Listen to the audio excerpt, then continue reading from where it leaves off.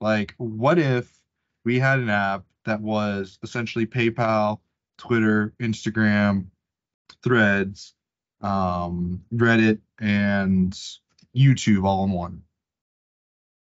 Is that what? Is that basically That's what X is WeChat, going to be? man. Like, and Okay. that's kind of what I'm saying is like, I think the That's fears in the awesome. leadership of these companies, they're not willing to do something that is so drastically different than what is being done already. Like we're talking about Threads being, oh, this is new, whatever. Well, it's just Twitter.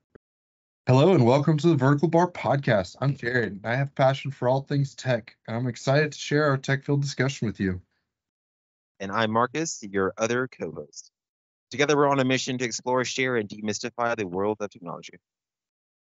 From our own company, Vertical Bar Media, to the wider tech universe, we are here to delve into all things digital. But enough about us. What's on the topic list for today, Marcus? Thank you, Jared.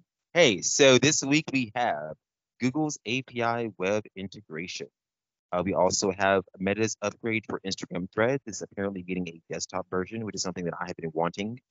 Very nice. Samsung S23 Android beta apparently didn't roll out as promised, which is bad for Samsung flagship customers. And there's a potential new console. Actually, I think it's confirmed that Nintendo is coming out with a console in the second half of next year. Yes. So yeah, they definitely are doing it. Cool. But there's still a lot of questions on the board for that. And what about Microsoft supporting the right to repair movement with parts for Xbox controllers? That's that's a pretty big move. I mean, I'm not trying to whitewash anything that Microsoft is doing otherwise, but like this is definitely a good step for the right to repair movement. Um, yeah. So without taking our AI overloads for scripting this intro, let's dive in. So what's with Google's API web integration? What's this about? Okay. Hey, so yeah, about their web integrity API, apparently it is basically about is something that they've been testing to make sure that people can use the Chrome browser in a safer way. But apparently, the technology is based off of is the old DRM software from I guess what Apple used for their iTunes music security. I forgot what it was called, but it's basically a way to ensure that devices haven't been tampered with before they connect to website and online activity. So And for those of you listening that don't know, DRM stands for Digital Rights Management. And this came about from the early days of movie piracy and music piracy, as a way to ensure that consumers were technically getting the content that they paid for, and consumers that weren't paying for the content couldn't access it. Um, so regardless of the ramifications, that's actually what has driven this digital rights management. And I mean, there's a lot that goes into this. Like, I I don't know. well, It's a pretty big thing right now. What they say they want to do, and like the infrastructure that they are actually capable of building.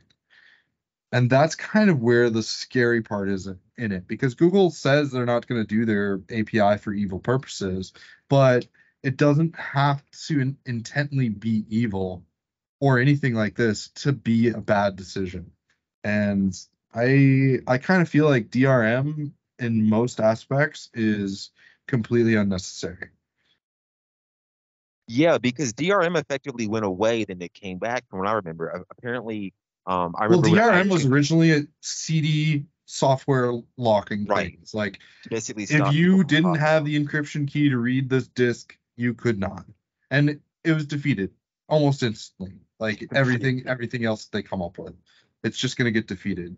Because ultimately what's going on is like, there are piracy going on in the United States, but Mhm. that's not nearly the extent that's happening in, say, like Brazil or India, right? Right, Where exactly. their their only method of obtaining content is piracy. Like, how many villages in Africa have movie theaters? Exactly. Yeah, But how many and of those have internet access that they could potentially download something from? exactly. Yeah. And I mean, it's just like this ever escalating arms war between these companies and people that aren't necessarily trying to do something bad. They're not trying to take away money from creators. You know, Right. like the discussion has been framed for years. Like digital rights management protects music artists. And then we have this Exactly. stuff with like Taylor Swift where her recording studio screwed her out of all of her money.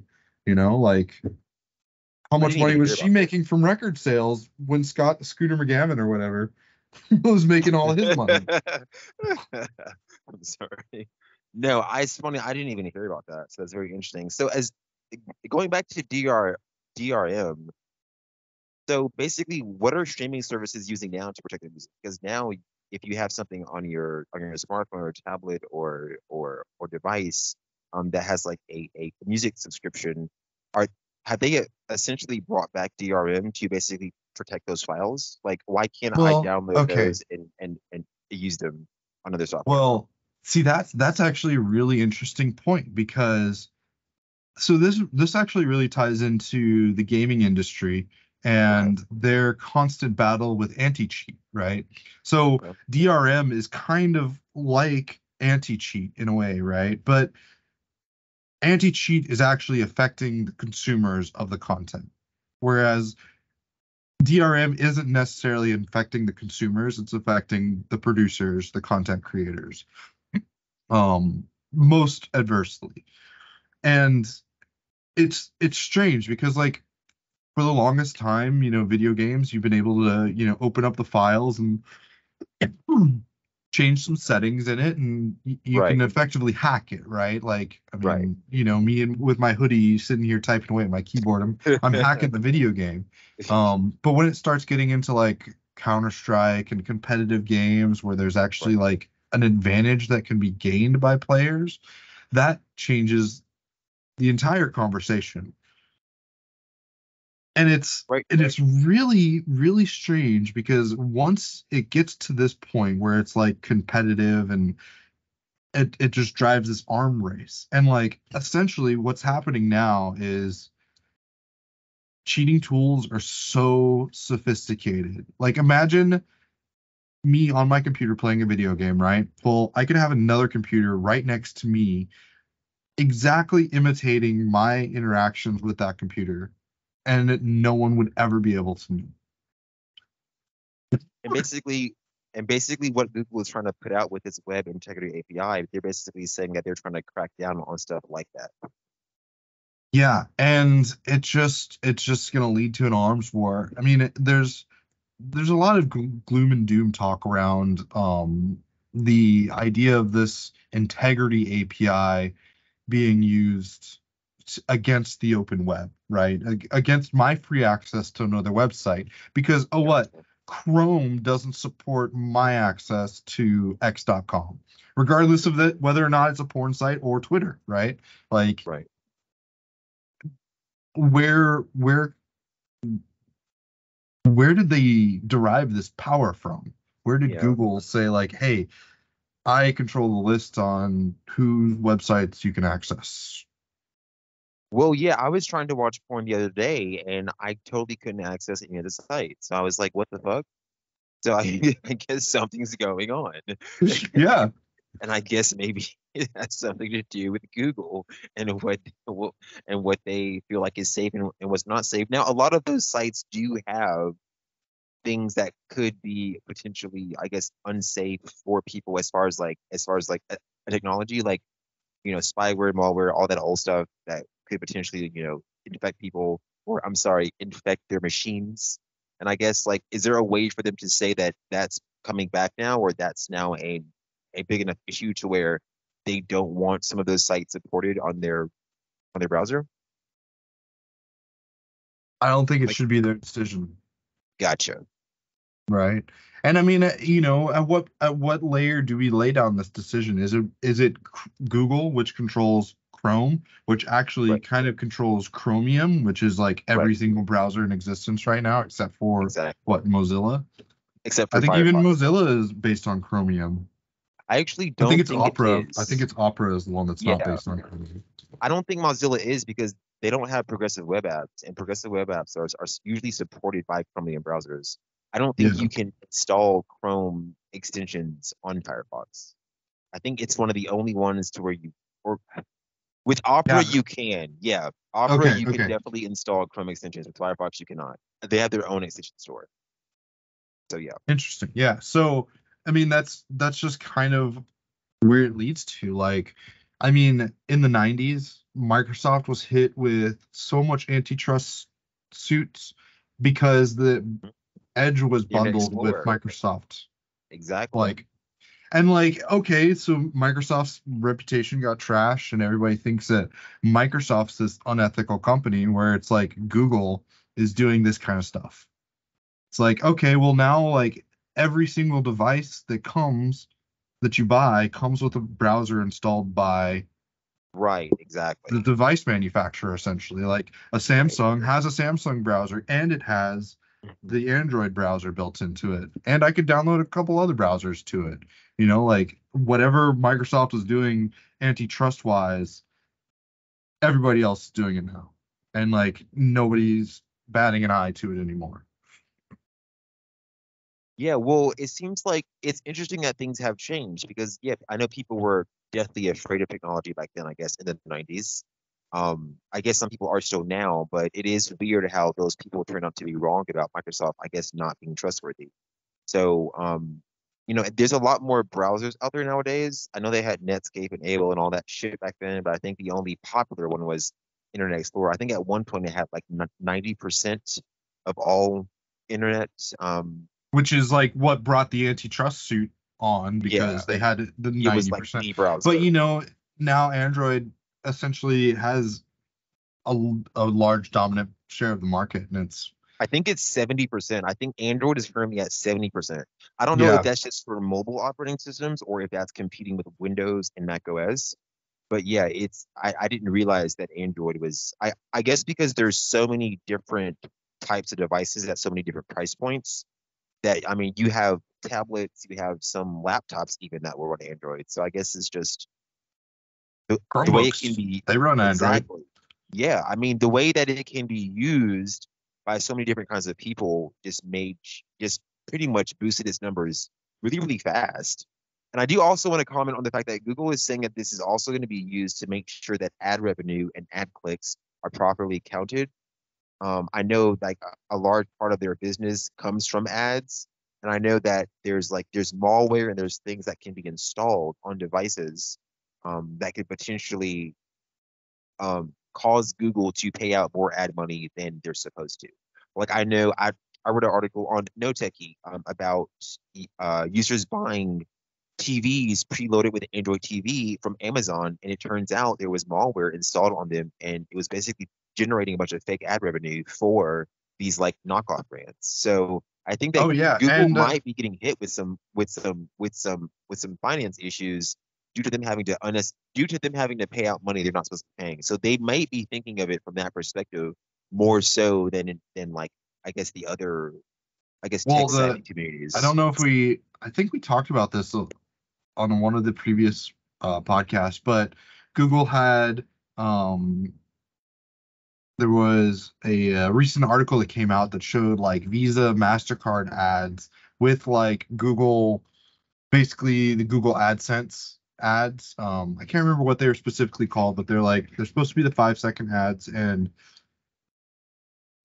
people only get the advertisers only get paid if the user watches more than 5 seconds of it. It's like that intro one. And so they find these on like random websites that like Google is not endorsing or whatever. And it's actually really interesting because of how unsecure the web actually is. Because they're just pulling those advertisements from proper sources like YouTube or something, right? And then Yeah.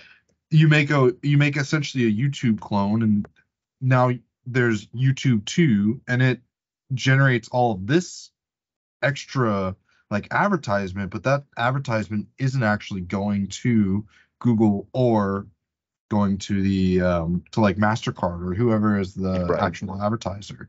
And it's really interesting because Google has absolutely no control over it. Like, and they can't. There's just nothing that they can do. Even if they did this integrity API, it's just so strange because it seems like it's just not even worth the time. But it also comes on the heels of them dropping the little lock icon for HTTPS websites. Have you seen this? Yeah, no, I haven't. I do know that that feature has been significant. It's very, very specific nowadays. I know when it first launched, I could somehow get it. I could sometimes get around it, but since I don't know if it's enabled by Well, okay, default now or if I just have enhanced.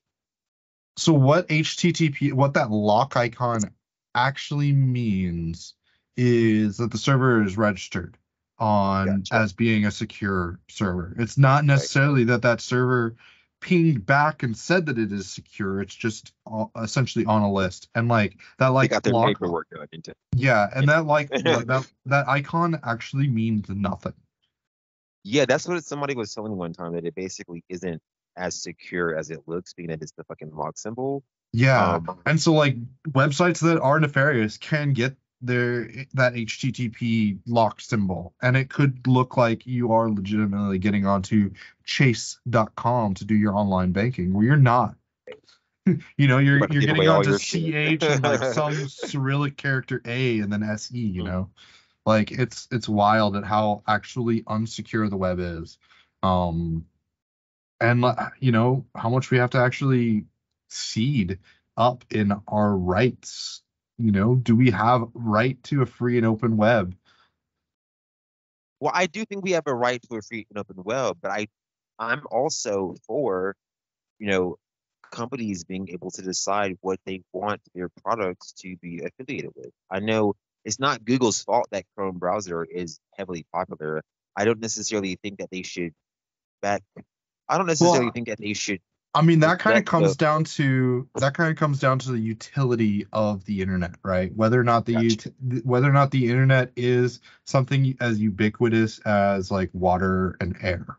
Exactly. A good point. Right. And like it's really hard to say that because there's so many people who bite you tooth and nail. The internet doesn't need to exist, but they still buy things that are made by companies that absolutely work through the internet and only exist because they can sell products over the internet to across the world.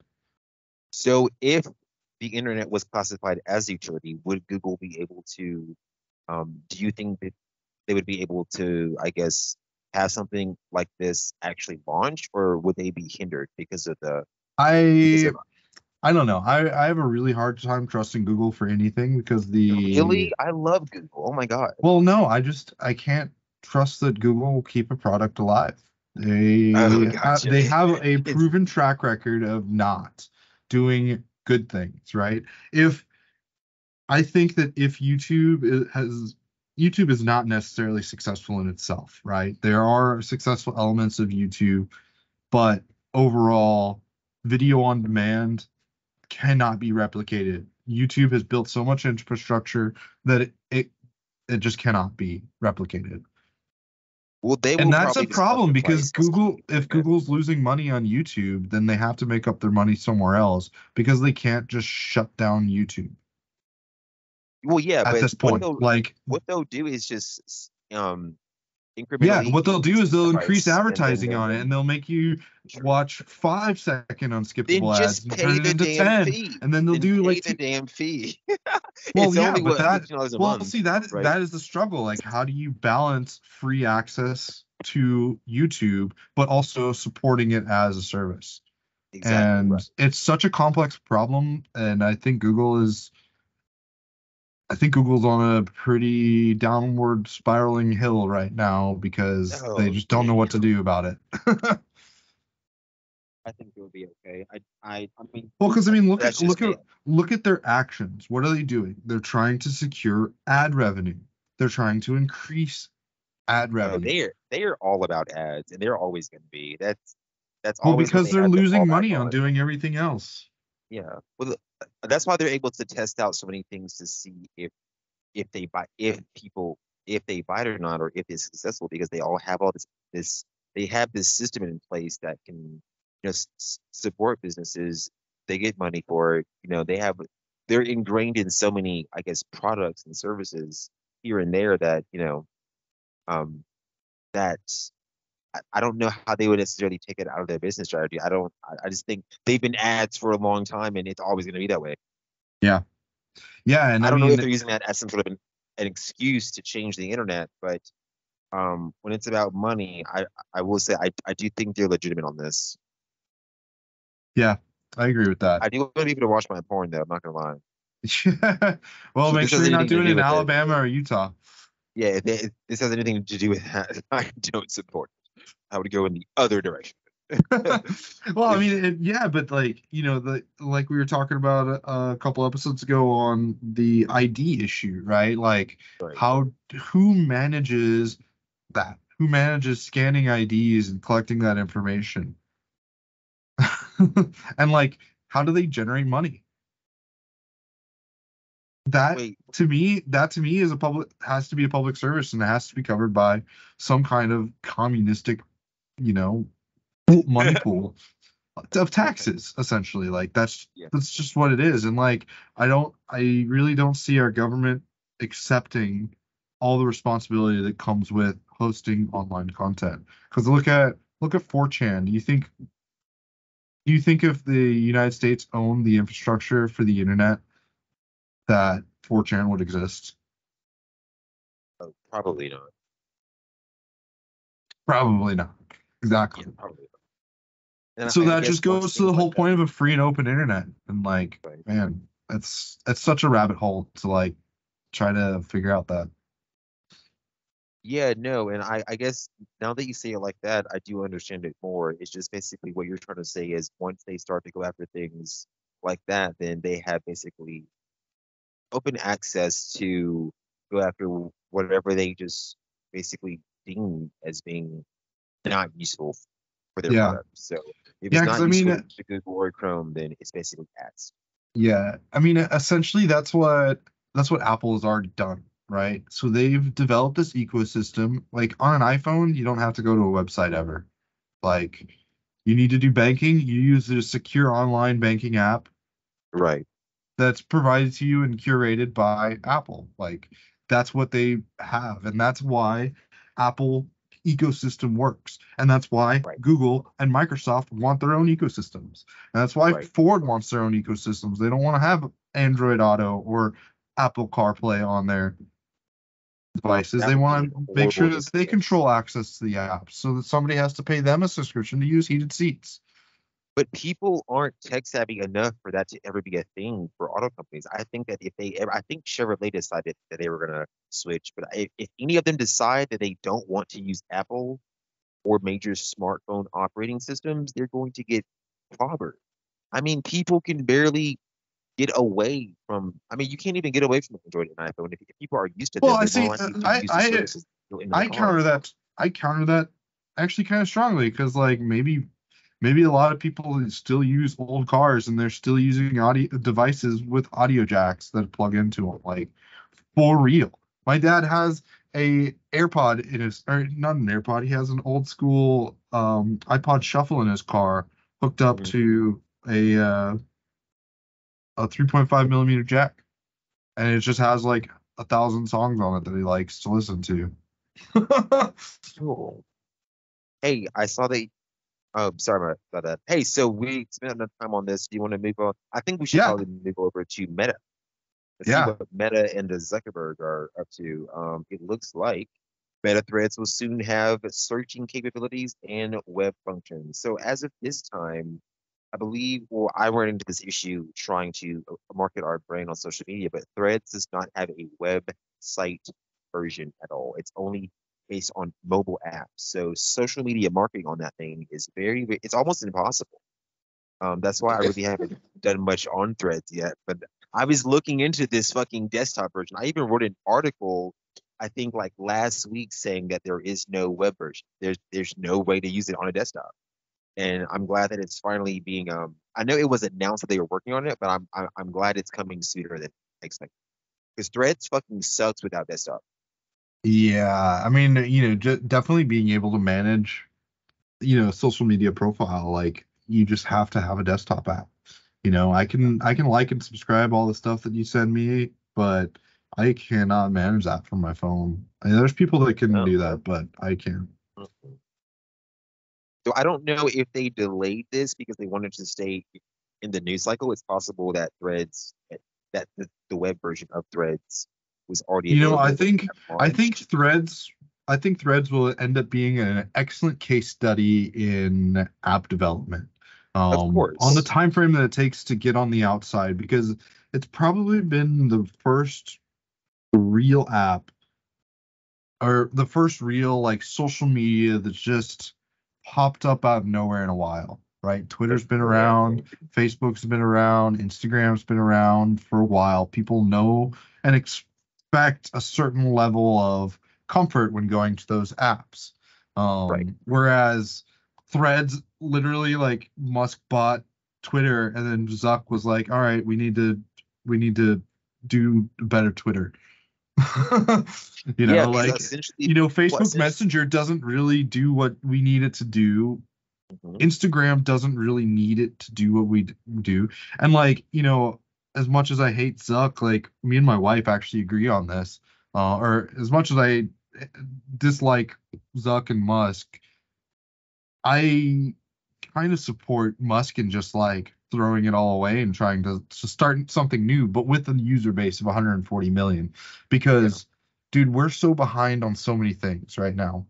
In China, every single cell agreed. phone you purchase, you can tap to pay. You can keep a Oh wallet, you can keep a man. profile in your phone. That's all you need. It has identification. Obviously, when they were going through the COVID, they had the little scanny apps thing, and dude, they were able to do so much stuff with their network that literally already exists. Like we have all the technology to do this here, and I said it last time.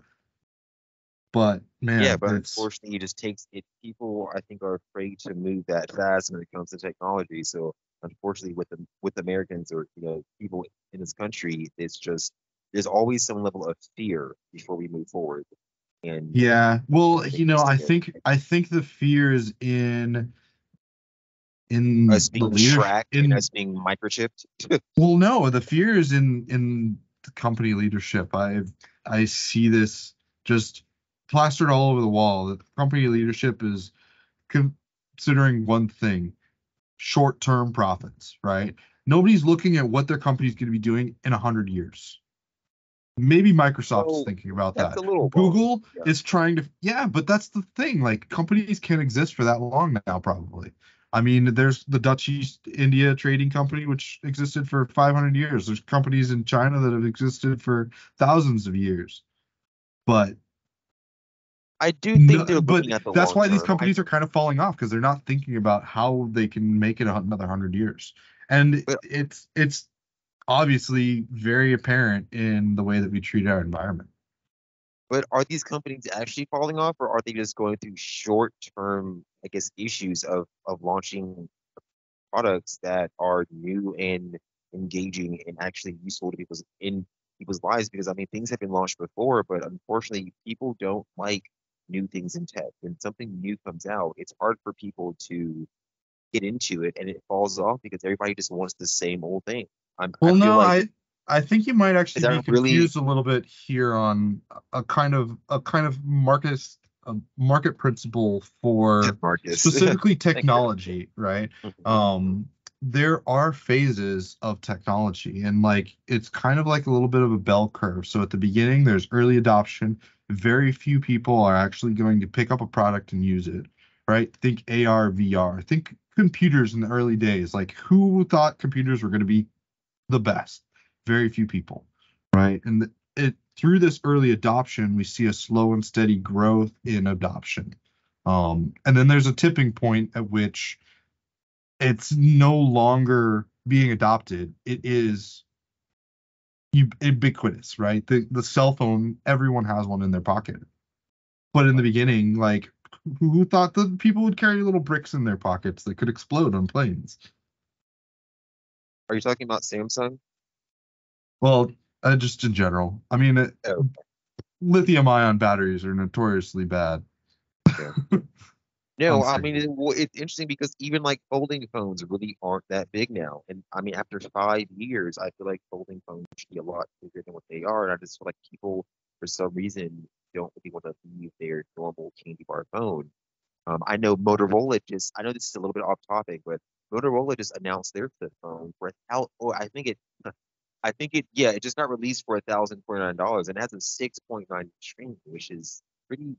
It's it flips vertically instead of horizontal. Um, but it's amazing how far folding phones have come. Excuse me, folding instances. But most people they don't really see a point in it. They see it as like a gimmick instead of seeing it's a useful thing. I think that I'm gonna go back over to Meta. I'm gonna go back over to Threads versus Twitter. I do like what Zuckerberg and Musk are doing. As I'm on the other side. I think that Twitter was fucking stupid as fuck, and I'm glad that he's burning it down and he's changing it over to something that looks a lot cooler. I mean, the X looks awesome. The icon looks fucking awesome now, and if it's any indication of what I think that like good design eventually leads to, I know with Google, like before they refresh their products, they'll before they add features, they always redesign it first. They incorporate Material U and they'll change the UI, and then they'll go in and they'll add features afterwards. So I think that from what I've seen based on the design of X, I think it looks fucking awesome and it looks better. He has a more like business focus and more organized plan for it versus just being a bunch of random people saying stupid short stuff and then eventually becoming powerful. I don't know. I I like what he's doing. I like that. I like competition, especially in tech. So I think Thread would be an amazing competitor. Um, I personally thought that Twitter lasted for too long being popular. I thought they got out of style a lot sooner. So I'm glad that something else from another well-known social media company has come to sort of give people a look on the other side. I think Threads will replace what the original Twitter was. Then X will go on to basically be a competitor of Facebook and also a couple of news sites. Yeah, I mean, okay, so here's my only Maybe counter to some Reddit this. too. So yeah, here's my only counter to this. Like, what if we had an app that was essentially PayPal, Twitter, Instagram, Threads, Reddit, and YouTube all in one? Is that what is that basically That's what X is WeChat, going to be? man. Like, and Okay. that's kind of what I'm saying is like, I think the That's fears in the awesome. leadership of these companies, they're not willing to do something that is so drastically different than what is being done already. Like we're talking about Threads being, oh, this is new, whatever. Well, it's just Twitter, a little Well, bit yeah, but different, it's longer not done characters, yet. I and I nothing's ever done, right? Yeah, but Facebook was really simple when it first came out. Now you can find like phone numbers and addresses to your local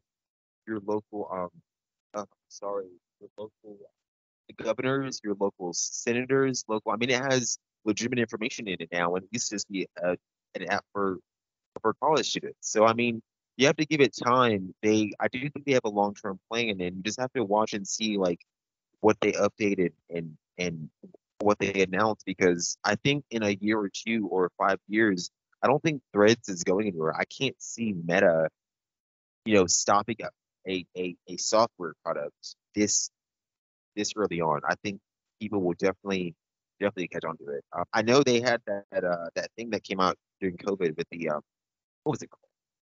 It was like a little photo frame that had a camera on it and it was being used for video chats. It was a couple of devices they released, but they did end up canceling those. But Meta isn't a hardware company unless they're talking about the Meta Quest. So I see why they failed with that product, but I think Threads will be incredibly successful. I mean, it was obvious that Facebook needed to bail on VR when Apple released their headset. But they didn't Um, actually fail on VR. They just failed on the Pro version of the Meta Quest. I believe the Meta Quest 3 is still being worked on. It was just the Meta Pro 2. The Meta Quest Pro 2 was canceled. So they're still in VR. we'll see. I mean, okay, so literally what happened was Oh, wait, I'm so sorry. It was called the Meta Portal. Meta Portal was that device I was talking about. It was basically like a Alexa competitor for video chat for like families during COVID. But yeah, that I think that was only a thing for like a year or two. So they do have some failures. Sorry, I didn't mean to cut you off. Yeah. I mean, all companies are going to have failures, and that's kind of just why I see the trouble being leadership of these companies. They're just too stagnated. Like they want to be too conservative with their investments. That's why I'm really proud of Apple for dropping that headset. Like that is incredible. It's not going to do well. It's going to do terrible. But you have to But look. Okay, so look at things like the But no, they're Surface going to Book. be able to recoup every single cost that they're not. It's not a I loss think so leader. as well. They're not losing money on any headsets they sell. It'll cover all the costs of development. The product will be financially successful, right? It will not be a financial failure. But we're not ready for VR in that kind of sense. Like there's just too much other problems that we have to solve first. Hey, so It's I'm gonna. it's just not going to be a total adoption kind of thing. Like it's not going to be as ubiquitous as phones, laptops, computers. It's not going to replace any of that. It's just going to augment it, if that makes sense. Yeah, no, I do think tech companies and social media companies, which are I guess tech companies, are being safe because let's look at the Surface Book. The Surface, and I always mention this. The Surface Book reinvented laptops. It also reinvented tablets, but nobody fucking has them, right? So Okay, tablets, normal that's a lie, tablets but are still coming out. Um, yes. normal laptops are still coming out. No one's even made a true Surface Book competitor, and it's been out for what, like 7 or 8 years, I think. Like Yeah. for some reason, this isn't like the big deal. Like people prefer a MacBook over a Surface Book, and a Surface Book is literally cheaper, and it's two devices. Like Oh so, yeah. that's what I'm saying is I don't think consumers catch on to the best tech has to offer when new products are launched. I think sometimes consumers get it wrong based off what the sales guy tells them in the store. I think that consumers don't really follow the news that much when it comes to how technology works and what its actual purpose is. So I think that's why, I think that's why American tech companies are playing safe because there's not always the return they expected on products that were well thought out and that have increased functionality for day-to-day lives. I And I think the I Surface have to Book is agree the with you, prime but I example. think I think the problem is deeper than the consumers don't want to. And I think ultimately it really is the consumers can't afford to. They can't afford to buy a new iPhone, the top of the line iPhone every year. They can't afford to buy a Surface Book when it comes out. Like there's The still Surface Book people has been out using for a like really long time. yeah, but there's still people that are using laptops from way before then. I know that, but no, I am Like right. But MacBook sales are usually always high, so there is money in it. A MacBook is just as expensive as a Surface Book. A MacBook Pro, actually, I think they both started around $1,200 to $1,300. A used Surface Book you can find on Amazon for like $400, and that's an i5 and 8 gigs of RAM. I think that the Surface Book is not that expensive. Like there is a $3,000, $4,000 model, but it's not. I mean, $1,000 laptops are well, not very okay, common. we have to kind of separate this, right? The person that's going to buy a cheaper laptop isn't going to buy a Mac, right? Yeah, but more people buy MacBooks than they do Surface Books. More people buy other laptop lines that Well, cost just as much, like the HP Envy, people are like the buying the HP Envy. brand Mac. They're not buying the price of it, right? Like Well, then let's go over to people who HP own okay. or Lenovo or Acer or Asus. All of the Windows brands, right, sell more Yep. laptops than Microsoft sells the Surface, which is crazy because I know Microsoft doesn't want to cut them out. Yeah, I think Microsoft has a real struggle selling hardware. And I mean, this is even to Definitely point at the superior. Xbox. Like the Xbox is a pretty damn good investment for Microsoft. They got they just paid $72 billion for a game studio. Like, I mean, yeah, they bought Activision and they bought Call of Duty, like the biggest game in the world, behind like FIFA, which they Hey, they also own, by the way. And like yeah, that Xbox is selling them an ecosystem. And that's what Exactly. Apple is selling with MacBooks. They're selling the ecosystem, but Microsoft doesn't have desktops ecosystem as tight as Apple's ecosystem. And that's Oh, of course. that's that's a benefit, but it's also part of the problem. Like Lenovo is going to sell a laptop because it's probably cheaper to manufacture than the Surface Book was. Yeah, but Microsoft can eat more of the cost on the Surface Book because they're selling Windows with it.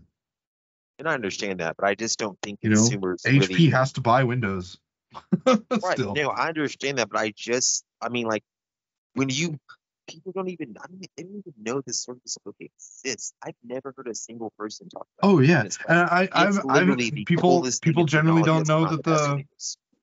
Have you ever heard of the Surface Buds? Yes, I have, Yeah, which have they're superior great. quality. Yes, They're they're absolutely amazing. Yeah, fantastic devices, the and reviews for yeah, them are awesome. Even the yeah, earbuds, the earbuds have like fucking- they have surfaces on them. yeah. They have like They touch have a no controls, and grip on like you them can for you actually to go be like able up and to down, like, left and yeah, right on it. Yeah, it's like a little trackpad, right? yeah.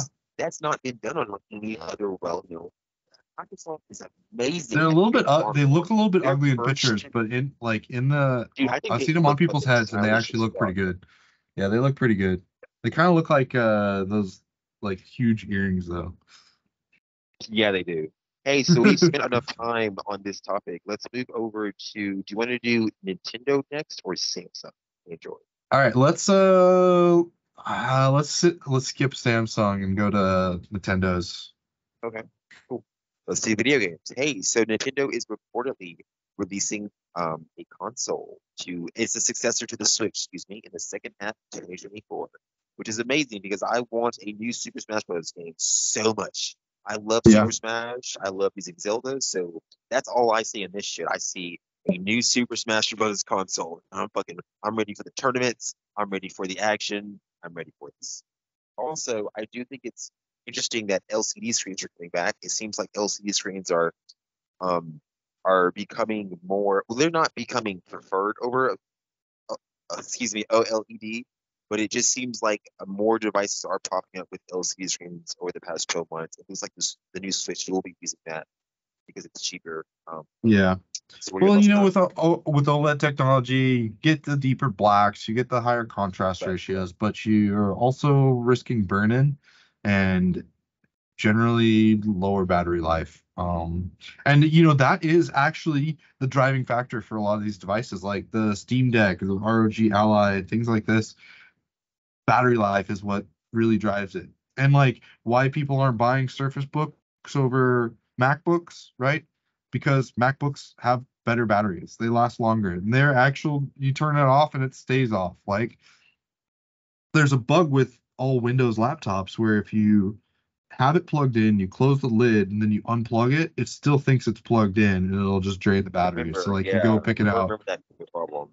Yeah. So like and that issue's been around for God decade almost and still hasn't Yeah, been I really. fixed. Yeah, so I don't want to like get too friendly on Microsoft. I mean, with them doing the right to repair movement, providing parts and instructions on how to repair Xbox controllers, which are probably the most damaged things in existence, right next to PlayStation controllers.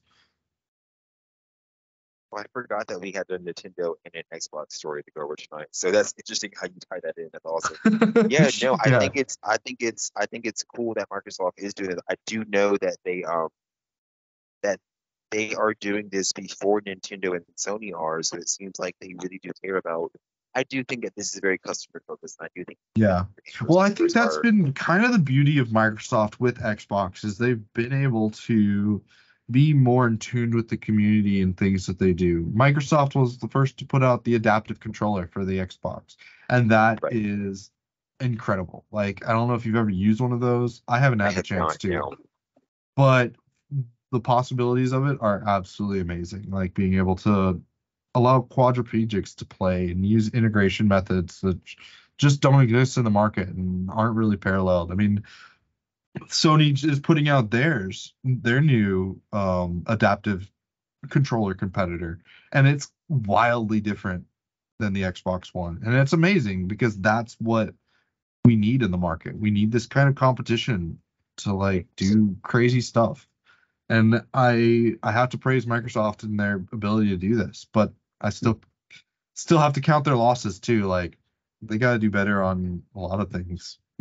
They got to fix laptop charging. Like that's such a I bad problem. love I love that you're defending that you're defending Apple and I'm defending Microsoft. The other episode, I think number 2, we were at odds over these companies. So it's good that we were both fair in the way that we critique and admire these companies. So going back to I do want to give a shout out to Scuff Gaming. I really like to say shout out. So I used to work for Scuff Gaming, and they have custom controllers for PS5s, PS4s, and the Xbox models. So I do. I've tried out their controllers before, and they're fucking awesome. So if anybody wants a cool controller, go over to scuffgaming.com. But yeah, I remember back then, Microsoft I think had a custom Xbox controller. I forgot what it was called, but people, I think it was called the Elite, and then Scuff Gaming had the Prestige for the Xbox. But people really, really thought that the Elite controller was like the best controller ever back then. So Oh, it is. I The like that. Elite 2 is Yeah, even better. hell yeah, hell yeah, dude. Yeah, I remember talking to customers at Scuff Gaming, and they were always asking about the Elite, like um, when it would come back. And I think before then, the Elite 2 had been announced. But yeah, I remember using one, and the back pedals were like metal instead of plastic, so Yeah. they felt really awesome. Yeah. And you know that is actually a really good like story on design, right? Yeah, From just like a design perspective. Like they yeah, they had this controller, they had this thing that really really worked well, but it wasn't necessarily perfect, right? It was pretty good, but they went around to all to a bunch of players, like people that used it, and they just like sat there and took notes on what they didn't like and what they could change about it. And they've developed the Elite and the Elite 2, and I have to say by far the Elite 2 is probably the best control interface that I've ever touched. Like it's just it's the closest thing that you'll get to playing with a keyboard. yeah. Which is cool because like I'm a total PC gamer, so like using controllers and using custom controllers and like finding out about them was mind blowing. I didn't know that.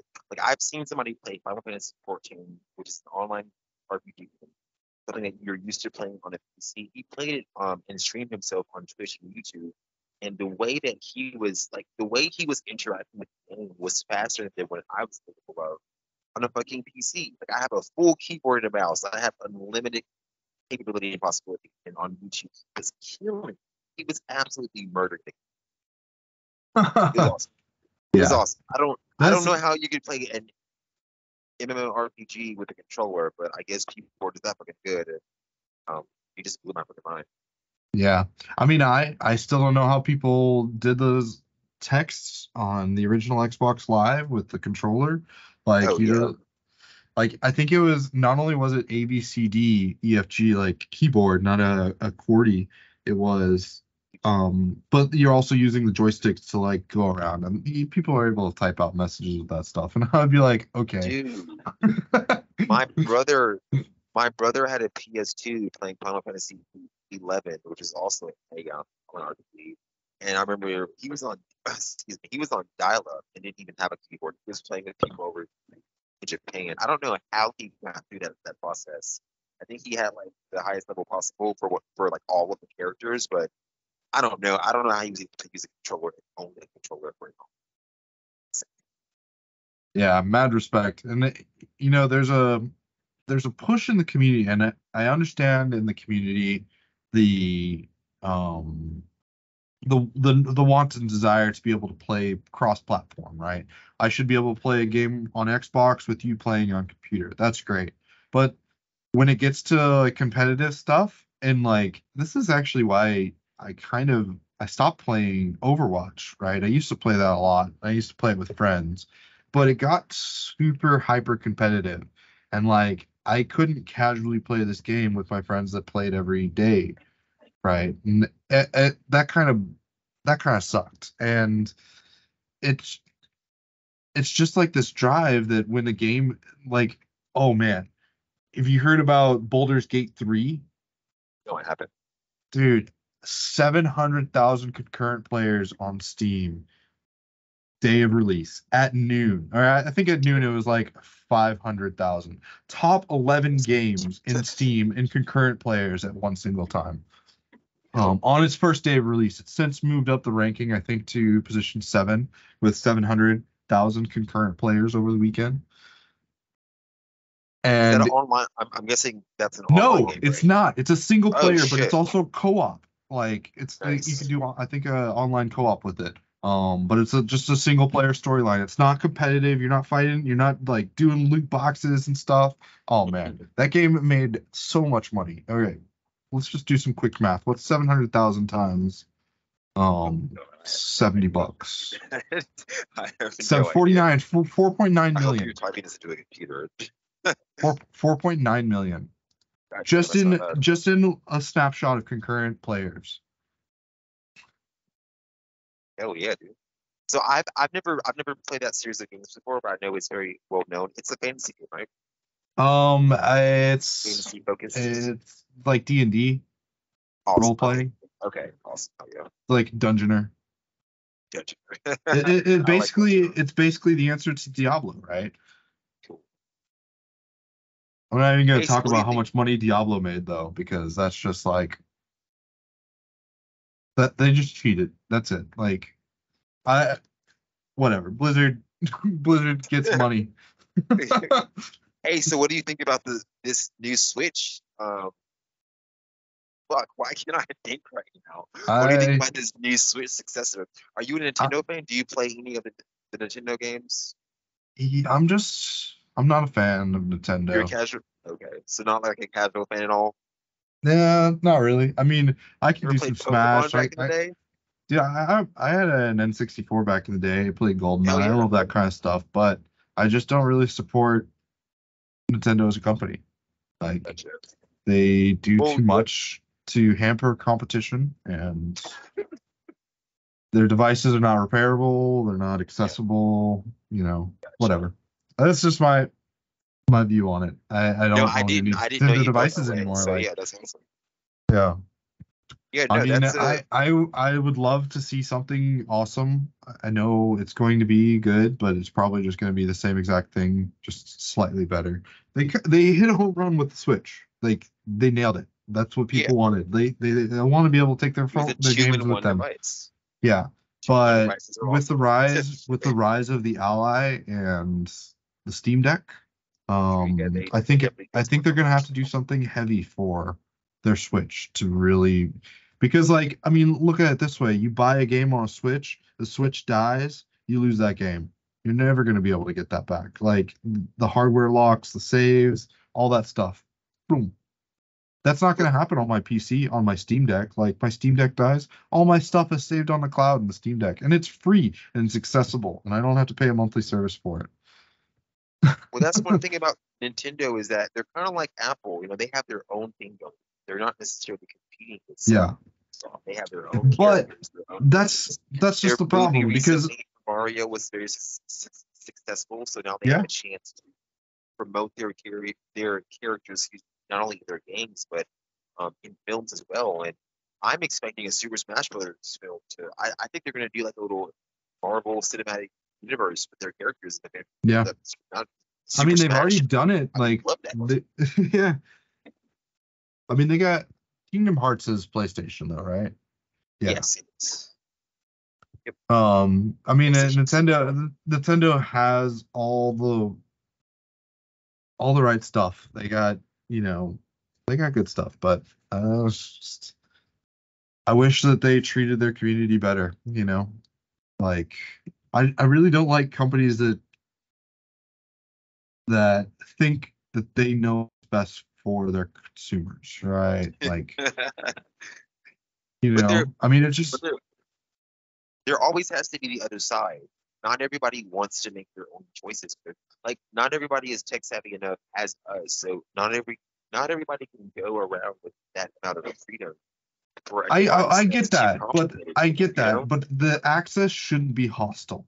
right? Like if I love if it. you have a problem with a Nintendo device and you try to go through the warranty process, like you're most likely gonna not be able to finish it. They're just gonna find a reason to deny your claim, like Damn, for I didn't know it everything was from that like bad. water damage or whatever. And like, just general anti-consumer practices and being able to clear my save files on an SD card. The device is capable of having an SD card. I should be able to take my save file and put it on there and then move it to another device if I upgraded my Switch. Like, what's going to happen with all the save files on Switch 1 to get to Switch 2? Oh, you're going to probably need to pay a $14.99 a month subscription fee to their online service to be able to transfer over the cloud, even though the device has an SD card and could support that feature for free. Like, that's literally just hostile. Yeah, no, that was an awesome breakdown of how fucking limited that their products can be. Well, yeah, they're as usual with the new console launches, people are wanting to know if it's going to be backwards compatibility for the games and save files. So hopefully there is. If not, then I guess people will just. It just seems like the Switch sales were really, really, really, really amazing for a lot longer than what people anticipated. I forgot when the product launched, but it I seems mean, like it, it sales was are it was amazing as well. completely un. There was just absolutely no competition for the first Exactly. 3 to 4 years of Switch's But life, but right? now there Like, is. I'm playing mobile games on my phone, and I don't want to do that. I'd rather play it on a Switch, but I can't because it's an Android Play Store item or an iOS item, and I can't do that unless I have a computer that's capable of emulating ARM or something like this, which is also really lame. But I'm not gonna start going into that kind of stuff. Yeah, all right. So enough about Nintendo. Let's see. How do you feel about Windows being able to nearby share with Android devices almost seamlessly? I know this was a beta release for most of this year, and now it's officially launched. It's officially allowed on current Android devices. I've 12 and 13, it's 14, and then Windows devices, I believe, with Windows 11. You So know what I wish? I wish what's up? Google and Microsoft and Apple just got along for the children a little bit better.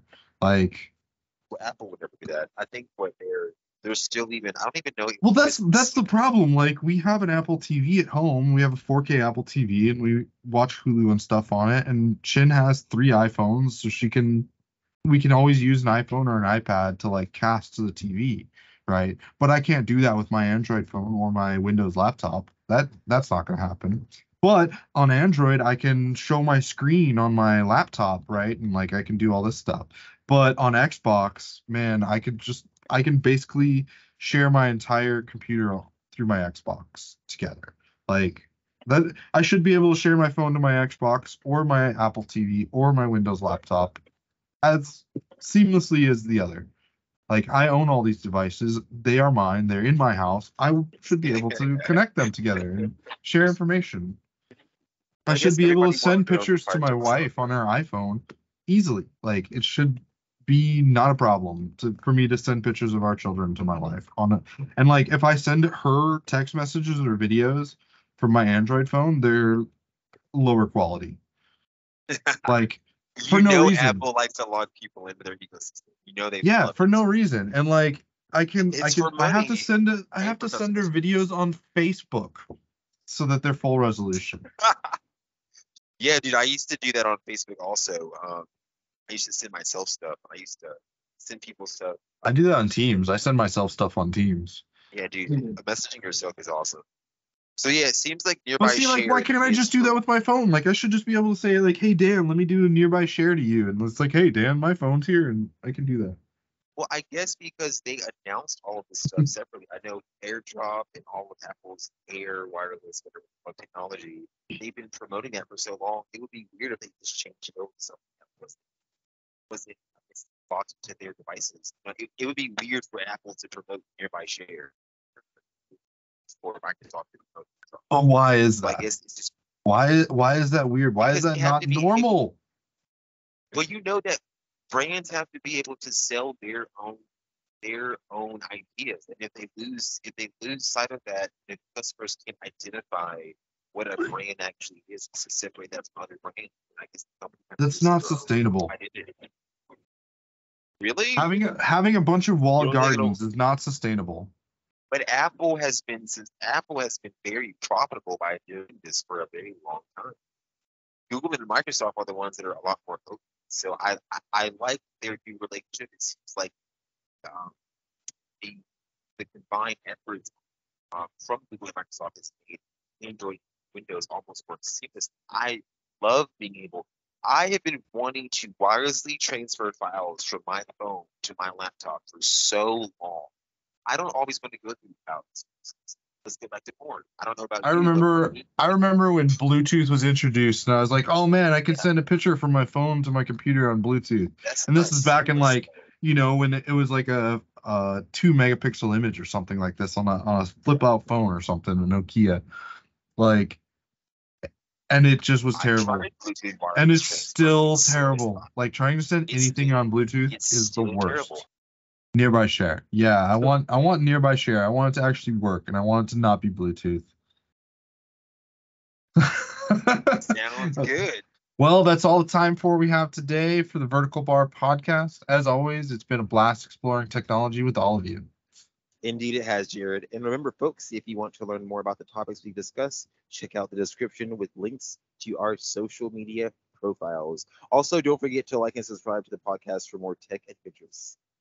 Absolutely, Marcus. And we'd love to hear from you. Reach out for questions, ideas, or just to say hi. We're on all social media platforms. It's Vertical Bar Media, and everything will be included in the description down below. Until next time, keep exploring, keep learning, and remember, the only constant in technology is change. Sound cue, podcast, music fades, end of podcast.